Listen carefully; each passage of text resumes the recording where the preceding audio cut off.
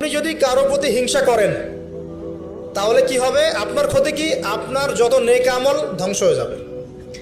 হিংসা সেভাবে নেক আমলকে পুড়িয়ে দেয় যেমন করে আগুন কাঠকে পুড়িয়ে দেয়। হাদিস শুনেছেন হাদিসটা? হিংসা সেভাবে নেক আমলকে পুড়িয়ে দেয় যেভাবে আগুন কাকে পুড়িয়ে দেয়?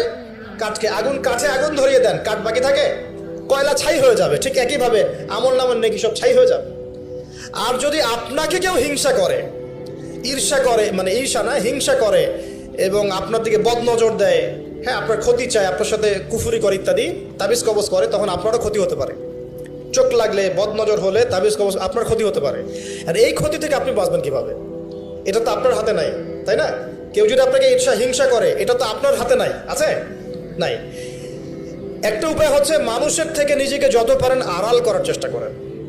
এই যে বারবার বলি না, এত শোডাউনের দরকার নাই, ফেসবুকের দরকার নাই, অনলাইনের এই যে ছবি টবি দরকার নেই, এমনি এমনি বলি না।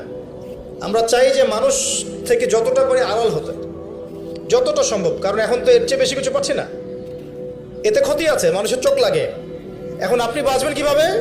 প্রতিদিন সূরা ফালাক, সূরা নাস, ইখলাস সকাল সন্ধ্যা 3 বেলা করে, সকাল সন্ধ্যা 3 বার করে সূরা ফালাক, সূরা নাস, সূরা ইখলাস। প্রত্যেক নামাজের পর আয়াতুল কুরসি, ঘুমানোর আগে আয়াতুল কুরসি, সূরা বাকারার শেষের আয়াত, সূরা মুলক। এই যে কোরআনিক চিকিৎসাগুলো আপনি যদি গ্রহণ করেন ইনশাআল্লাহ তাআলা আপনি চোখ লাগা থেকে বাঁচবেন ইনশাআল্লাহ।